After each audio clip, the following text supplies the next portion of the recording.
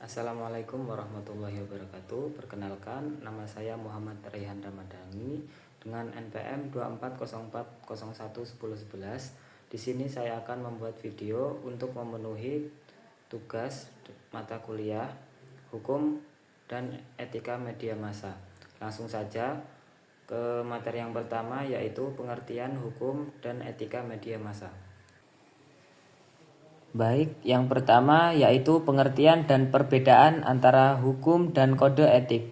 Hukum adalah aturan tertulis yang mengikat secara yuridis dan bersifat memaksa. Jika dilanggar, ada sanksi tegas seperti denda, pidana, atau perdata. Sedangkan kode etik adalah aturan moral dan pedoman perilaku profesional. Kode etik bersifat mengarahkan, bukan memaksa secara hukum, dan pelanggarannya umumnya disanksi oleh organisasi profesi, misalnya pencabutan kartu pers. Perbedaan utama antara hukum dan kode etik yaitu hukum adalah mengingat secara legal, sedangkan kode etik yaitu mengingat secara moral atau profesional. Yang kedua yaitu konsep dan landasan yuridis penyelenggaraan media massa di Indonesia. Konsepnya, media massa berfungsi sebagai penyampaian informasi, kontrol sosial, edukator, serta sarana hiburan. Dalam demokrasi, media juga dijamin kemerdekaannya. Ketiga yaitu peraturan perundang-undangan yang terkait dengan penyelenggaraan media massa di Indonesia. Beberapa regulasi penting yaitu Undang-Undang Nomor 40 Tahun 1999 tentang pers, yaitu mengatur kebebasan pers, hak tolak, dan tanggung jawab pers. Undang-Undang Nomor 32 Tahun 2002 tentang penyiaran, yaitu mengatur lembaga penyiaran, siaran radio atau TV, dan Komisi Penyelenggaraan Indonesia. Selanjutnya, materi yang kedua yaitu sejarah dan makna kode etik dalam media massa. 1. Sejarah terbentuknya kode etik dalam media massa. Awal mula kode etik jurnalistik lahir sebagai respon atas penyalahgunaan kebebasan pers seperti berita bohong, fitnah, dan keberpihakan global. Kode etik pertama kali disusun oleh organisasi wartawan internasional di awal abad ke-20. Misalnya, Code of the SPG atau Society of Professional Journalists di Amerika Serikat. Kode etik pertama di Indonesia disusun tahun 1918 oleh wartawan pribumi, resmi dirumuskan kembali dan diperkuat oleh Dewan Pers pasca reformasi menjadi Kode Etik Jurnalistik yang berlaku nasional sejak 2006. 2. Dasar berlakunya kode etik. Landasan hukum Undang-Undang Nomor 40 Tahun 1999 tentang pers, Pasal 7 ayat 2, yaitu wartawan memiliki dan menaati kode etik jurnalistik. Landasan moral, kode etik bertumpu pada prinsip kebenaran, keadaan, independensi, dan tanggung jawab sosial. Landasan profesi, yaitu mengatur perilaku wartawan agar menjaga integritas, tidak menyalahgunakan profesi, serta memberi perlindungan terhadap narasumber dan publik. 3. Masalah utama dalam penegakan kode etik. Yang pertama yaitu kurangnya pemahaman.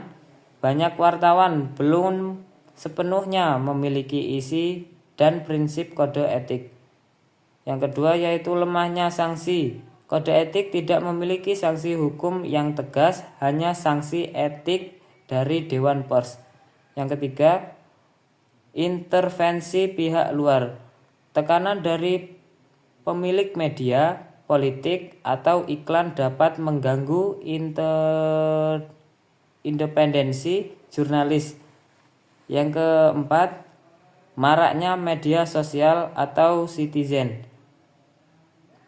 Banyaknya konten jurnalisme yang tidak tunduk pada kode etik karena tidak berasal dari wartawan profesional. Kita lanjutkan ke materi yang ketiga, yaitu peran dan fungsi media jurnalistik. 1. Konsep pers sebagai kekuatan keempat. Makna pers disebut kekuatan keempat setelah eksekutif, legislatif, dan yudikatif. Fungsi utamanya yaitu mengawasi kekuasaan, mengungkap penyimpangan misalnya korupsi, pelanggaran HAM, menjaga keseimbangan demokrasi, dan menyuarakan kepentingan publik. Contoh, investigasi media terhadap kasus besar seperti korupsi pejabat dan pelanggaran hukum. 2. Konsep pers sebagai pembentuk opini publik. Makna media jurnalistik memengaruhi cara masyarakat berpikir tentang sesuatu isu melalui cara penyajian berita.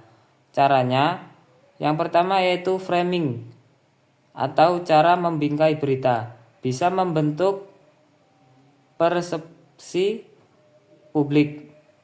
Yang kedua yaitu agenda setting. Media menentukan isu apa yang dianggap penting oleh masyarakat.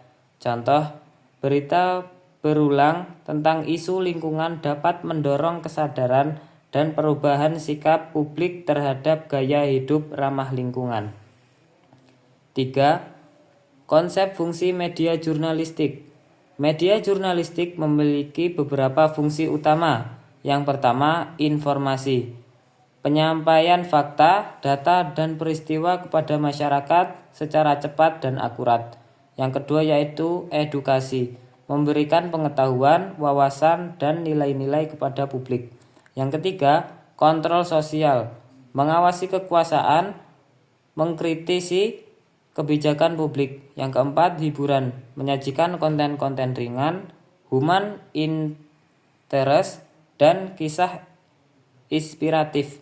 Yang kelima yaitu membangun opini publik, memengaruhi sikap dan pandangan masyarakat terhadap isu tertentu.